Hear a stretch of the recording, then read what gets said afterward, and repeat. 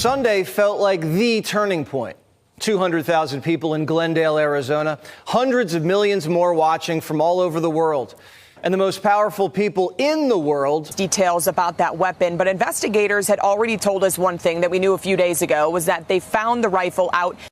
The courtroom was supposed to be a standard step in the legal process. However, when Tyler Robinson, the man accused of assassinating Charlie Kirk, appeared before the judge, silence gave way to fury. Instead of a quiet hearing, Robinson exploded with a shocking verbal attack that paralyzed the room. His words, shouted from the bench, turned a routine procedure into an episode of chaos and fear. Today, we learn exactly what happened when Charlie Kirk's shooter launched a tirade at the judge tasked with determining his fate. The morning started just like any other high-profile hearing. The Salt Lake City courtroom was packed with reporters, family members, and curious onlookers, taking up every seat. Robinson appeared on the screen wearing his green suicide prevention smock, staring forward with the same blank expression he'd had for days. Judge Tony Graff entered with the calm authority that one would expect from a man presiding over one of the nation's most watched trials. Silence hung in the air, broken only by the shuffling of papers and the low hum of cameras. The charges were read aloud. Erica Kirk's protective order was reaffirmed, and the death penalty petition was reiterated. It was all familiar and predictable, until it wasn't. Observers noticed Robinson's hands tightening in his lap and his shoulders shifting, as if he couldn't sit still. The weight of evidence, including DNA, notes, and confessions, was laid out against him. However, in that moment, the still figure became animated and no longer passive. The mask of indifference broke. When the judge asked directly if he understood the charges, Robinson leaned forward. His silence shattered into a harsh, venomous sound directed at the bench, rather than the prosecutors or the press. What began as a low mutter escalated into a tirade. "This court is a sham," Robinson exclaimed, his voice echoing off the chamber walls.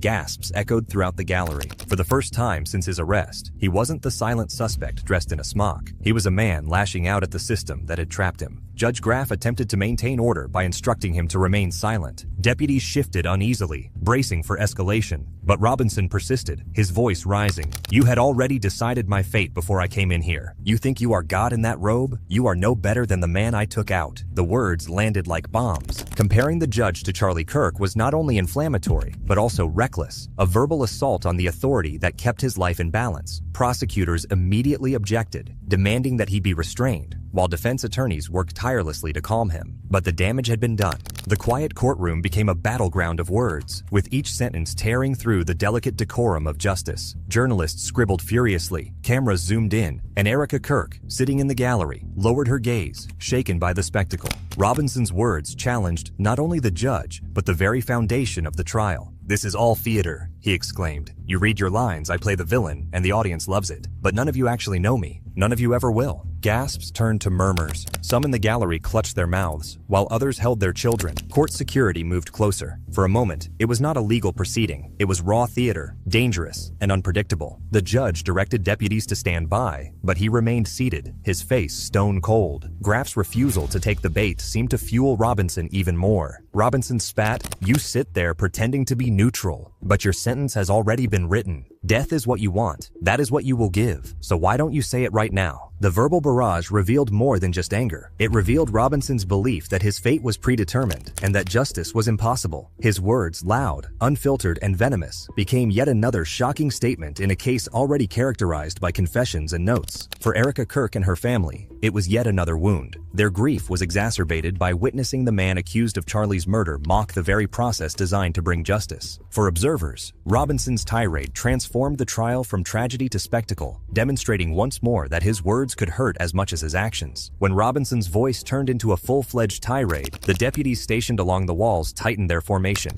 The courtroom, which is typically a place of calm ritual, became a pressure cooker. One deputy stepped forward, his hand just above the holster on his belt, while another leaned toward the defense table, ready to restrain Robinson at any sign of movement. Robinson, sensing the tension, leaned into it. "Go ahead," he taunted, his voice jagged. "Place your hands on me. That is what this country wants, right? Shackles, silence, and death. You do not want a trial. You want a headline? The judge struck his gavel and demanded silence, but Robinson plowed ahead, each sentence sharper than the last. His words weren't just an outburst. They were a performance meant to shake the room. Spectators shifted uncomfortably in their seats, children were directed away, and journalists scribbled notes with trembling hands. Prosecutors described the spectacle as a nightmare. Their carefully constructed narrative of cold calculation was overshadowed by an outburst of rage. The defense fared worse. Every word their client shouted undermined any future remorse. मेरा नाम कलीम अठवाल है और मैं आज गुफ्तगू करने को हूँ अरिका क्रिक के बारे में,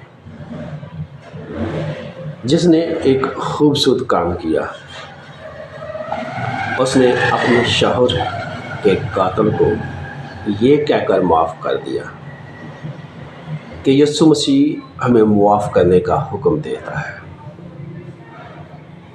लेकिन अमेरिकी कौम और अदालत और हुकूमत ये नहीं चाहते कि वो कातिल दोबारा बाहर आए और कोई ऐसा काम करे जो इससे भी अनोखा हो। अब चार्ली क्रिक के कातिल ने अदालत में जज पर हमला कर दिया और अब इस कातिल का बच पाना इंतहाई मुश्किल है, क्योंकि अदालत चाहती है कि उसे डेथ पेनल्टी दी जाए। हुकूमत भी यही चाहती है और अवाम भी यही चाहती है,